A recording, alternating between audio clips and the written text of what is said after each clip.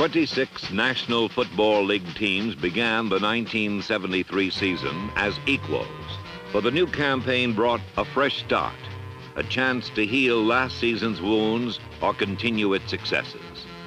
Changes in personnel and philosophies have been made during the off-season, and each team holds tight to the belief that they now have the 40 men who can win the Super Bowl. Only one team will realize this goal, but those teams that truly strengthen themselves for the new season thrived during NFL 73.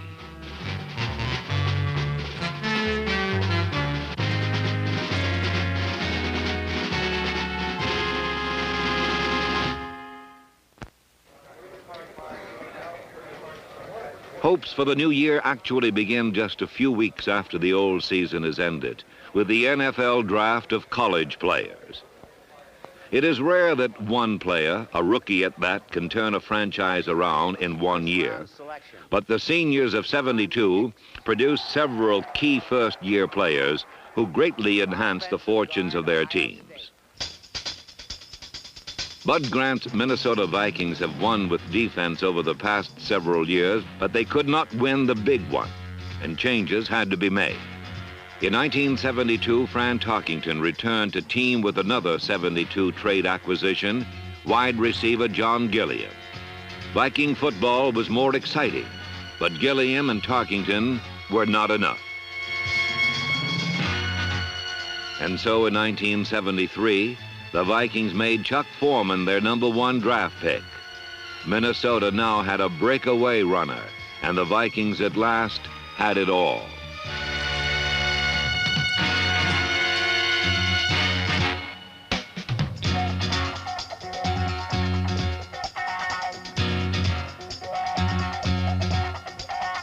Foreman gave balance to the Viking offense, and his threat made Tarkington to Gilliam even more dangerous.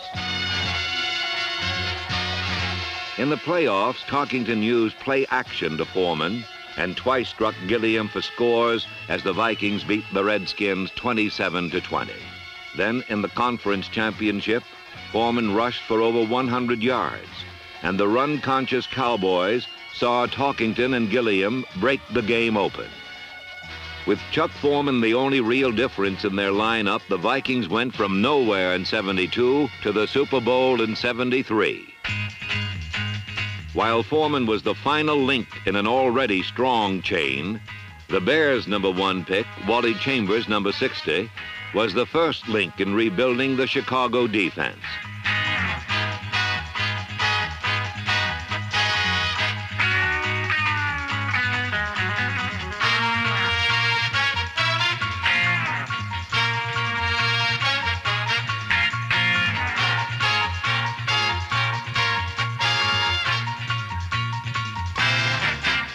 Chambers was named NFC Defensive Rookie of the Year in 1973, while tight end Charlie Young, the Eagles' #1 draft selection, went him one better, and he was named the All-Pro tight end as a rookie.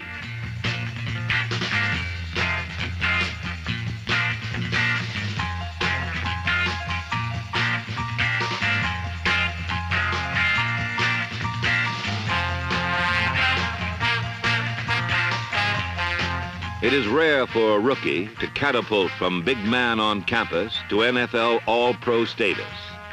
But as a #1 pick, it is not unheard of. The draft does, however, include some pleasant surprises. One of the Cowboys' best picks was little publicized Harvey Banks Martin, a third-round selection, who became a key man in the Doomsday defense.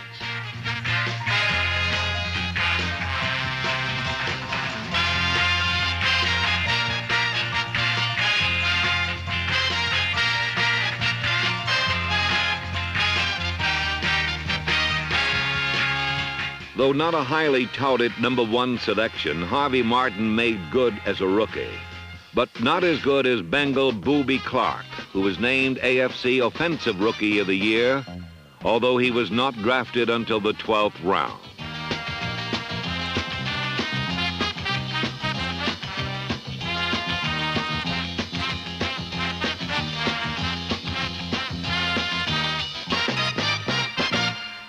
But the Bengals have always had good runners. What they lacked was speed at wide receiver. When Cincinnati made Isaac Curtis their #1 pick this season, they got all the speed anyone could ask for.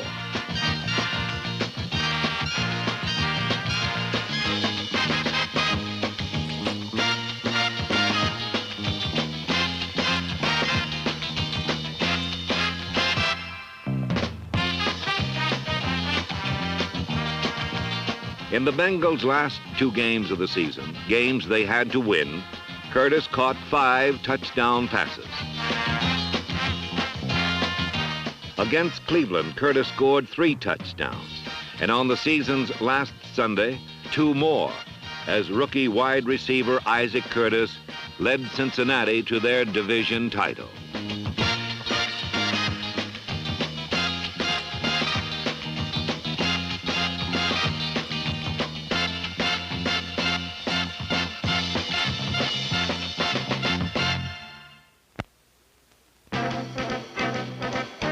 The Oakland Raiders thought all they needed was a kicker, and so made Ray Guy the only kicking specialist ever drafted in the first round. Guy's booming kicks placed him second in the NFL in punting average, and he proved to be an extremely valuable #1 pick. The Pittsburgh Steelers have used the draft to build one of pro football's most ferocious defenses. A defense that has carried them to the playoffs the past 2 years.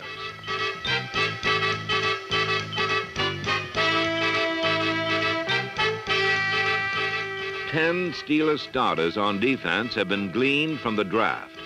And in a game where defense wins championships, the Steelers have used the draft to build one of pro football's best. George Allen believes in defense too, but he has built his in a different way.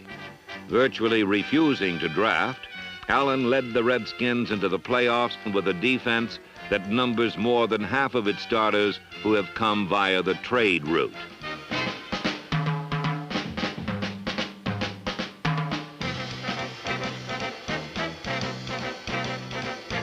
Though on not as grand a scale as Allen's, several teams made key trades for the '73 season that turned their fortunes around.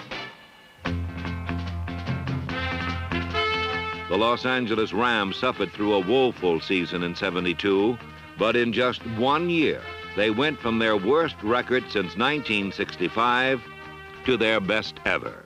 2 trades were the main reason for the Ram reversal, one bringing Harold Jackson from the Eagles, the other John Hadl from the Chargers, and the new combination tore the league apart.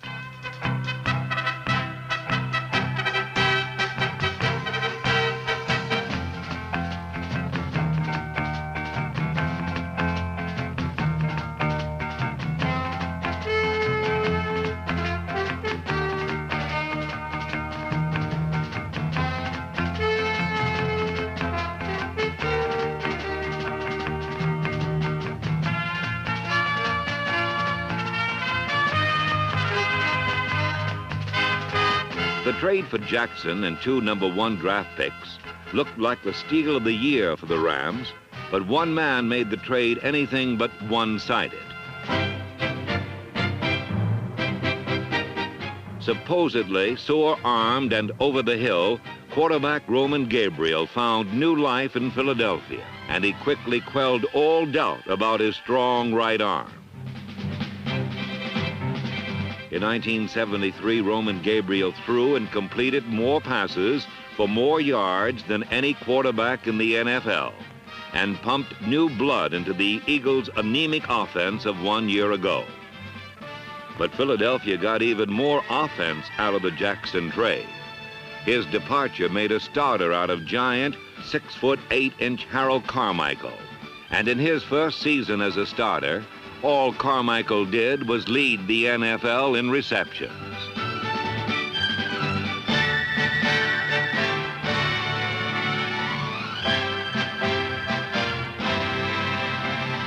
Using his gangly arms and legs as bludgeons, Carmichael was the only receiver in the NFL to gain over 1,000 yards. For Harold Carmichael can fly with a football.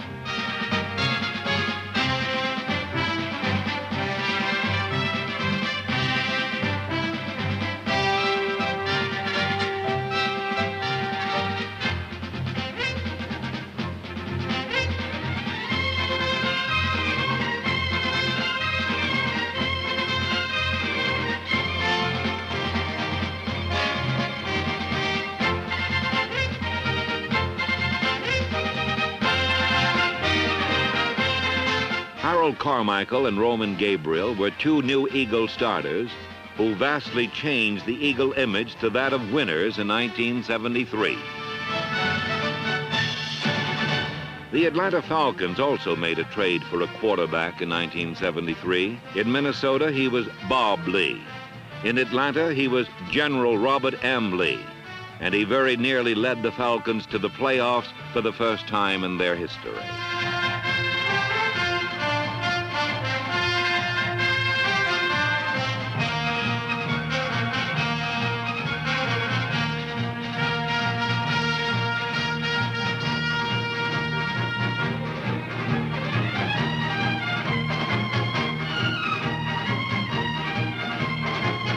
For Bob Lee, a trade had meant the start of a bright career, for it gave him a chance to prove himself.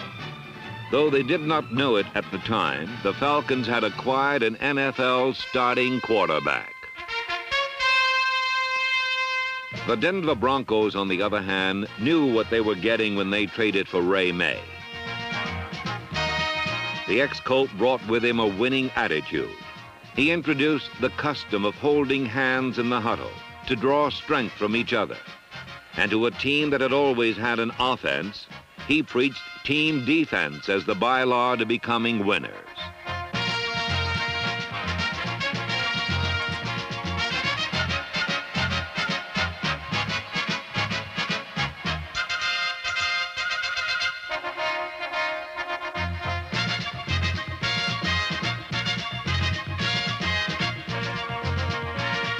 When the Broncos beat the Chiefs last season for only the third time in 28 tries, it was fitting that a team defense effort clinched the victory. New Bronco Ray May told them they could. The Broncos did, and Denver had its first winning season ever while narrowly missing the playoffs.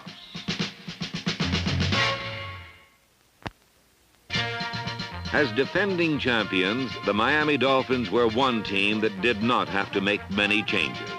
They had it all in '72 and kept it for '73.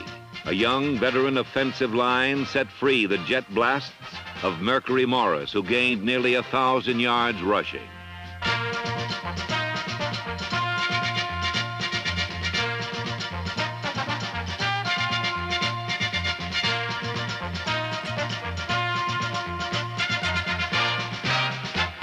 Fullback Larry Zonka told defenses he was coming and then ran over them for over 1,000 yards.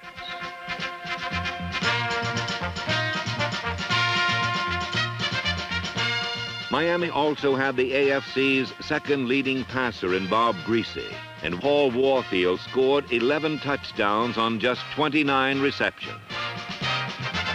Finally, there was the Dolphin D, stretching out its tentacles and swallowing up whole offenses as Miami methodically marched to the Super Bowl.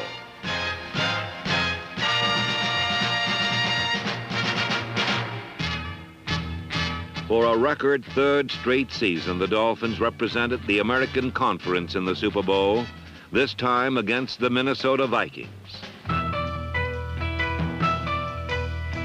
Relying on a swarming defense and a grindingly efficient offense, the Dolphins were simply unbeatable.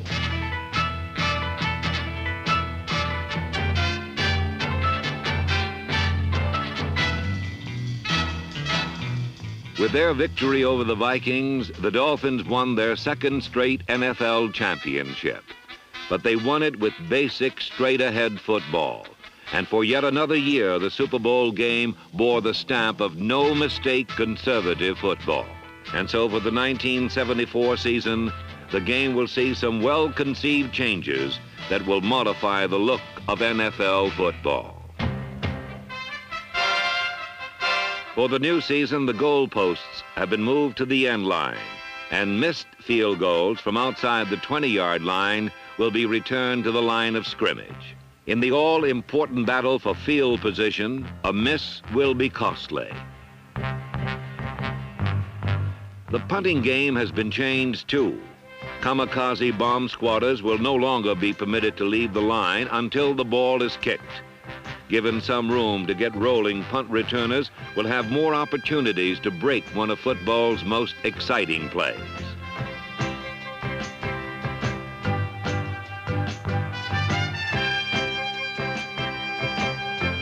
Another rule change will benefit kickoff return men. Kickoffs in 1974 will be from the 35-yard line. Fewer kicks will go out of the end zone, and the long-awaited return of the long return will result.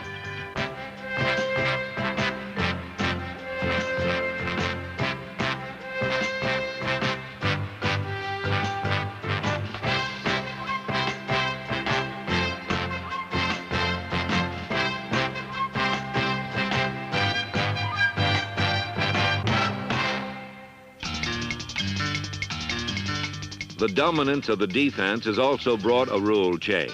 For in recent years, rib-popping, stifling defense has become the name of the game.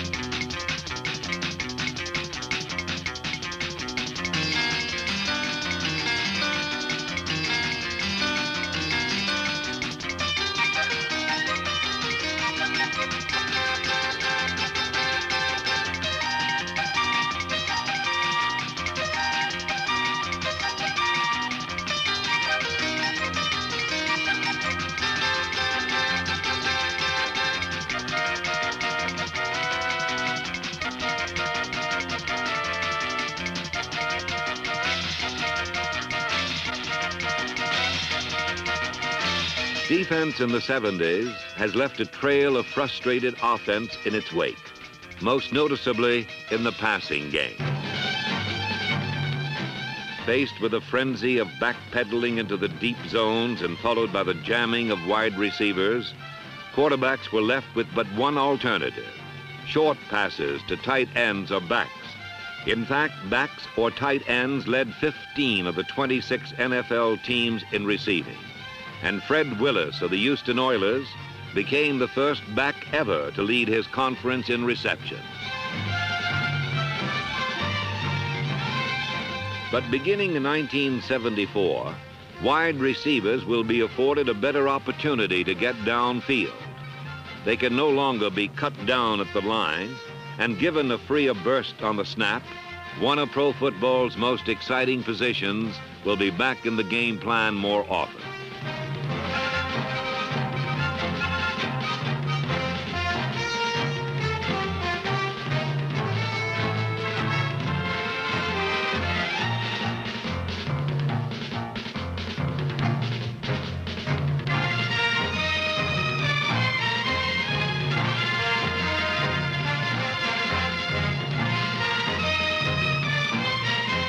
Along with the new 15-minute sudden death rule in the case of ties, pro football promises a more wide-open, exciting format in 1974. But no matter how they change the superficial features of the game, at the heart of pro football are individuals who give the game its greatest moments. Such a man is O.J. Simpson, who set NFL 73 on its ear.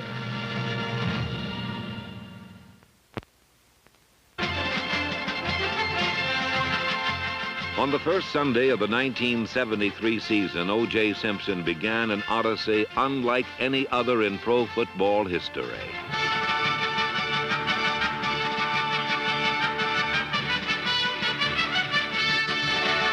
With 250 yards rushing, Simpson set a new single-game rushing record, but it was just the beginning. Simpson's line promised O.J. they'd get him 2,000 yards in 73. An unthinkable accomplishment. But as the yards began to pile up, the possibility loomed larger.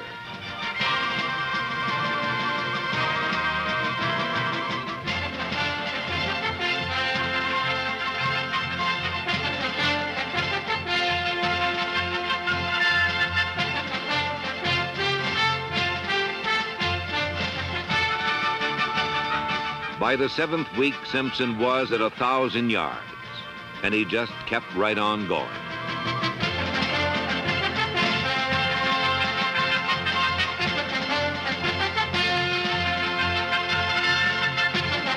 On the way, O.J. surpassed Jimmy Brown's single-season rushing record.